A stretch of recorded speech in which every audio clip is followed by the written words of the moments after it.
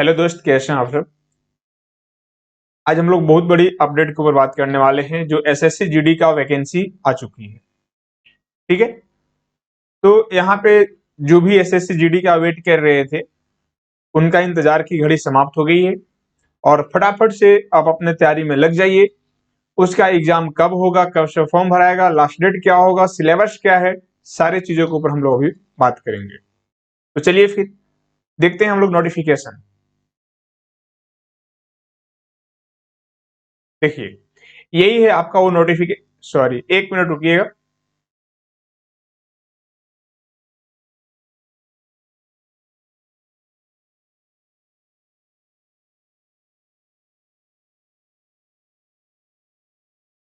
चलिए, तो ये है आपका नोटिफिकेशन एसएससी जीडी का।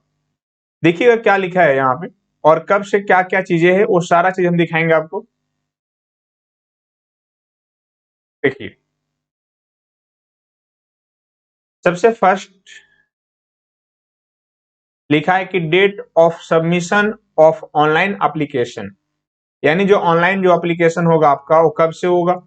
तो ऑनलाइन एप्लीकेशन होगा 27 तारीख से। Clear. Last date and time for receipt of online application, यानी जो ऑनलाइन एप्लीकेशन है उसका लास्ट डेट क्या बनेगा। तो लास्ट डेट आपका दे रखा है 30 तारीख। कौन सा? 11 मंथ, यानी कि नवंबर की बात किया जा रहा है। फिर से लिखा है कि लास्ट डेट किस चीज का भाई, चालान का, तो भी 30 नवंबर तक है। लास्ट डेट एक किस चीज का है, making online fee payment, payment आप कर सकते हैं 1 दिसंबर तक।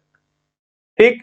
Last date of payment challan through वो भी आप कर सकते हैं 1 दिसंबर तक। Schedule of computer based examination, यानी एग्जाम कब होगी तो उसका यहाँ पे डेट बताया गया है, जनवरी में होगा 2023 में। क्लियर। तो यहाँ पे आप क्या देख पाए, कब से स्टार्ट होगा, कब तक लास्ट डेट होगा, ये सारा चीज आपकी एग्जाम कब होगी उसके ऊपर। अब दिखाते हैं यहाँ पे कि कितने वैकेंसी है आपके लिए और कौन कौन सा कैटेगरी में कितने वैकेंसी है, किसके लिए कितने सीट अलॉटमेंट यहाँ पे किया गया है। चलिए, तो यहाँ पे देखेंगे।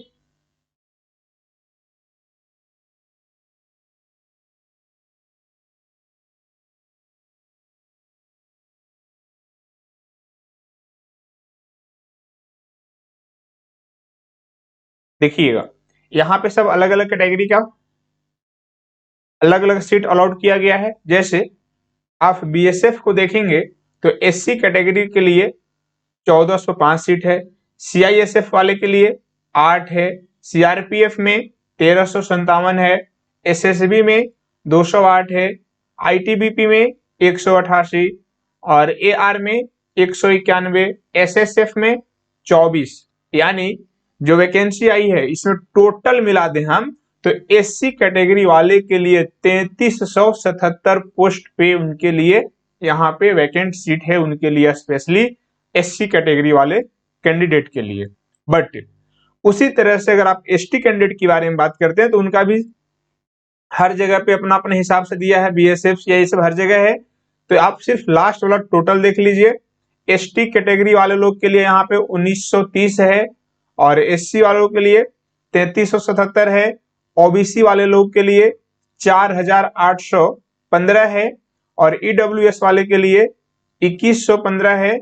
यूआर यानी कि जो अनरिजर्व हैं उनके लिए 9342, यानी सबसे ज्यादा यहाँ पे किनके लिए है तो अनरिजर्व वाले के लिए है। और अभी जो हम बात कर रहे थे वो सिर्फ मेल कैंडिडेट की बात कर रहे थे। अब हम देखेंगे थोड़ा सा फीमेल कैंडिडेट का क्या सीन है। अगर आप फीमेल कैंडिडेट का सीन देखेंगे तो जस्ट बगल में देखिए यहाँ पे, ठीक, फीमेल कैंडिडेट वाला।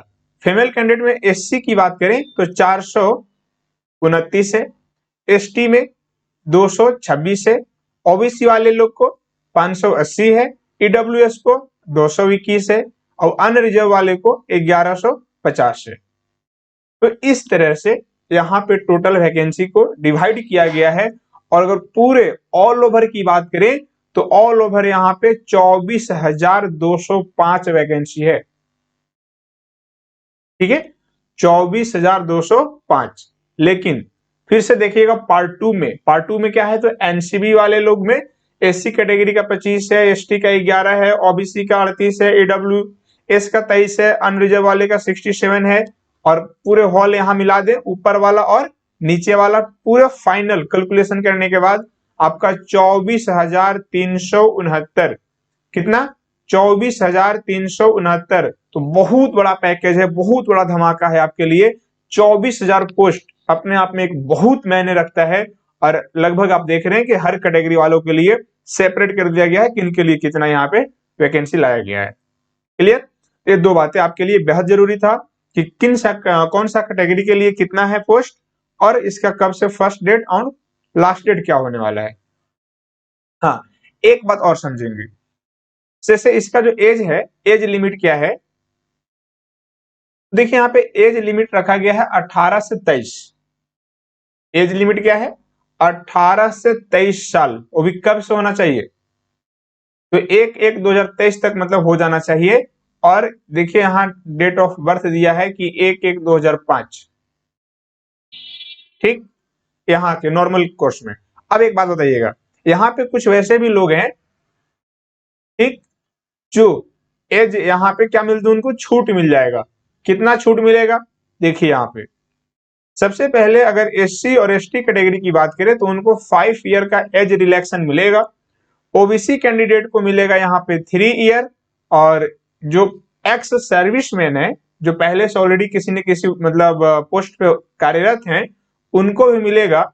यहाँ आप देख पाएंगे लिखा है कि 3 year after deduction of the military service rendered from the actual age age on the date of reckoning. ठीक, तो ये आपको आई होप समझ में आया होगा। पहले मिनिमम एज तो 18 से 23 रखा गया है, उससे ज्यादा आप नहीं। लेकिन अब बात करें एज रिलैक्सन का, तो यहाँ पे हर कैटेगरी वाले लोग के लिए इस हालात में प्रावधान किया गया है। यहां तक नोटिफिकेशन के रूप में इतना है। अब हम आपको एक बात दिखाएंगे, सिलेबस। ठीक है, सिलेबस में क्या होगा उसको देखिएगा कि सिलेबस में आपको क्या क्या चीज पढ़ना है। नोटिफिकेशन तो देख लिए, अब सिलेबस की बात करते हैं। देखिए ध्यान से समझिएगा, जो आप यहां देख रहे होंगे कि स्कीम ऑफ एग्जामिनेशन, भैया वो जो एग्जामिनेशन का स्कीम है वो क्या है। तो सबसे पहली बात कि कंप्यूटर बेस्ड एग्जामिनेशन है, आपको कंप्यूटर से एग्जाम देना है ऑनलाइन। ठीक, बट कौन सा सब्जेक्ट में कितने क्वेश्चन पूछे जाएंगे, कितने मार्क्स का होगा, कितने टाइमिंग होगा, सारा डिटेल यहाँ पे हम दिखा रहे हैं। पहला बात तो आप देखेंगे जनरल इंटेलिजेंस एंड रीजनिंग, यानी आप अपने भाषा में डायरेक्ट रीजनिंग बोलेंगे तो रीजनिंग का होगा 20 क्वेश्चन जो कि 40 मार्क्स का होगा। तो आप यहां से समझ सकते हैं कि 20 question 40 marks in the sense एक क्वेश्चन 2 मिनट का, सॉरी एक क्वेश्चन 2 मार्क्स का होगा। ठीक, जनरल नॉलेज और जनरल अवेयरनेस यहां से भी 20 क्वेश्चन, ये भी 40 मार्क्स का है। और यहाँ मैथ्स की बात करते हैं तो 20 क्वेश्चन 40 मार्क्स। इंग्लिश या हिंदी की बात करें तो 20 question 40 marks. Final total number of question यहाँ पे है 20 20 20, सब में टोटल 4 सब्जेक्ट पूछे जाएंगे। और 20 20 यानी कि टोटल 80 क्वेश्चन, और 80 क्वेश्चन का मतलब कि 160 नंबर आपका चाहिए। और एग्जाम कितने मिनट का है भाई? तो 60 मिनट में 80 क्वेश्चन का आंसर आपको बखूबी कर देनी है। समझ गए? 60 मिनट आपको वक्त दिए जाएंगे ये सारे पेपर को करने के लिए। इसके बाद हाँ, अब एक सबसे बड़ा खूबसूरत चीज आए। वो खूबसूरत चीज क्या है भाई? तो खूबसूरत है नेगेटिव मार्किंग। देखिए ये बात को आपको ध्यान होना चाहिए कि there will be negative marking of 0.50 marks for each wrong answer. Candidate are therefore advised to keep this in mind will answering the questions. यानी इसका कहने का मतलब ये है कि जिस समय कैंडिडेट आंसर करेंगे उस समय इस बात को ध्यान में रखेंगे तो उनका अगर एक भी क्वेश्चन गलत होता है तो उसके बदले 0.5 मार्क्स उनके काट लिए जाएंगे। समझ गए? तो नेगेटिव अपने आप में बहुत बड़ा रोल प्ले करता है। कुछ लोग जाते हैं ये भी तुक्का तुक्का तुक्का तुक्का, और जब पीछे से कटने लगता है ना नंबर नेगेटिव वाले के चक्कर में, तो लास्ट में लोग पछताता है कि हमको जो आ रहा था उसी को करना चाहिए था, तुक्का नहीं मारना चाहिए था। तो एक बार हमारे तरफ से भी रिक्वेस्ट है कि जो क्वेश्चंस का आप आंसर जानते हैं उसी को क्लिक करने वरना जानबूझ करके सही वाले का भी नंबर ना काटें गलत अटेम्प्ट लेकर के। ठीक है, चलिए आगे दिखाते हैं विशेष, और इसमें यहाँ कुछ है नहीं, और नेक्स्ट पेज दिखाते हैं आपका, नेक्स्ट में क्या क्या कहानी है। हाँ, तो अब समझ लेते हैं कि भैया वो तो ठीक है, लेकिन कौन सा चीज में पढ़ना क्या है। 4 टॉपिक तो हम बता दिए, मैथ, रीजनिंग, जीके, जीएस और क्या भाषा के रूप में, मतलब एक हिंदी। आप तो आप अगर हिंदी जानते हैं तो हिंदी रख सकते हैं, या फिर इंग्लिश जानते हैं तो इंग्लिश रख सकते हैं, अपने कंफर्टेबल हिसाब से दोनों में से कोई एक रख सकते हैं। चलिए सबसे पहले हम बात करेंगे यहाँ पे जनरल इंटेलिजेंस यानी कि रीजनिंग की बात करेंगे। सबसे पहला काम, अगर आप रीजनिंग की बात करते हैं तो थोड़ा सा ऐसे, इसके बाद ऐसे, फिर ऐसे देखिएगा। ठीक, चलिए कुछ कुछ बातें अगर कट रहा होगा तो थोड़ा सा कम कर लेते हैं। देखिए रीजनिंग में क्या क्या है, देखिए analytical aptitude and ability to observe and distinguish pattern will be tested through questions principle of non verbal. ठीक, दिस कंपोनेंट में include questions in analogy, similarity and difference, spatial visualization, spatial orientations, visual memory, discriminations, observations, relationship, concept, arithmetical reasoning and figure classification, arithmetic number series, non verbal series, coding and decoding. इतने चीज पढ़ना है। Reasoning का दायरा बहुत लंबा होता है, लेकिन आपको पूरे दायरे में जाने का कोई मतलब ही नहीं बनता है, क्योंकि आपसे जो क्वेश्चंस पूछे जाएंगे, जो जो यहाँ पे मैंने टॉपिक बताया वही टॉपिक से पूछे जानी है। ठीक, अब थोड़ा सा और आगे बढ़ते हैं और देखिएगा, और जनरल अवेयरनेस में आपका क्या क्या चीज है भाई। तो आपको इतना तो पता है कि सब चीज वही कहानी रहता है। ठीक, विशेष कुछ कुछ बातें आपको दिखा दे रहे हैं, जो मेन मेन टॉपिक आपको दिखेगा।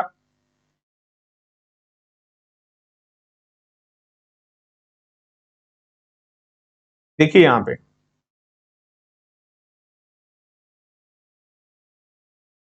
यहां से पढ़िए, the test will be also include question relating to India and neighbor countries, especially pertaining to sports, history, culture, geography, economics, and general polity, Indian constitution, and scientific research, etc.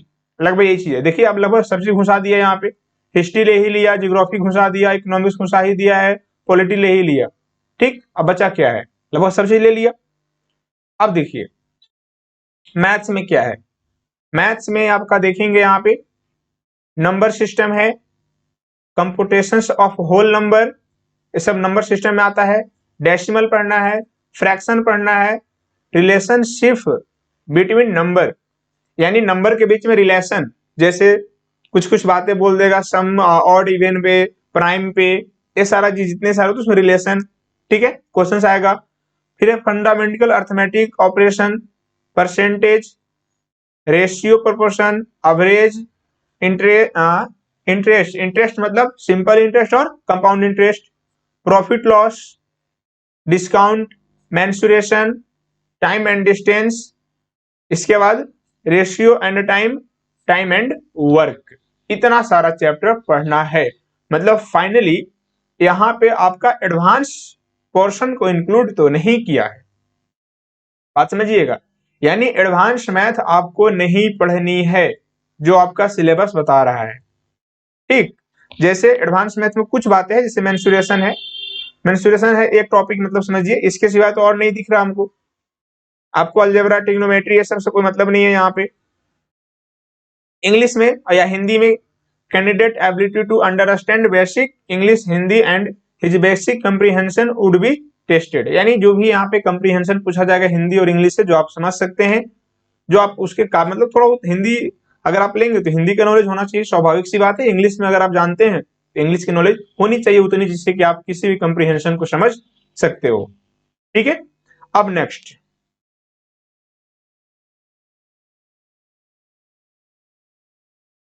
हाँ अब कुछ कुछ यहाँ पे और चीजें हैं जो दिखाते हैं।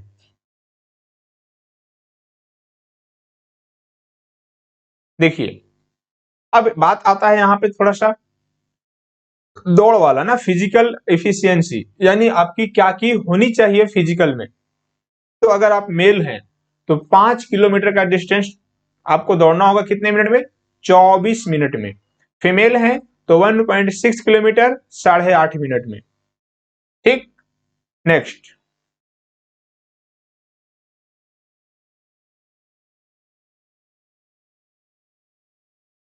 यहां देखिएगा फिजिकल स्टैंडर्ड टेस्ट, इसमें क्या क्या आपको चीज होना चाहिए।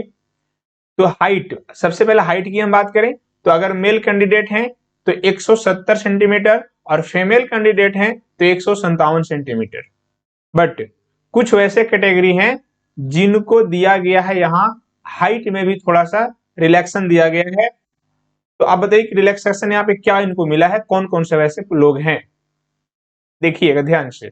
तो all candidate belonging to scheduled tribes, उनको मेल वाले को 162 होना चाहिए, मतलब 62.5, और फीमेल को 150। शेड्यूल्ड ट्राइब कैंडिडेट को होना चाहिए आपका कितना? 157, 147.5। ऑल शेड्यूल्ड ट्राइब कैंडिडेट को 160, 147, कुछ इस तरह से है, आप देख लेंगे। देख लीजिए यहाँ पे स्पेशल कैटेगरी वाले लोग को कुछ स्पेशल हाइट में भी आपको क्या दिया गया है, छूट दिया गया है।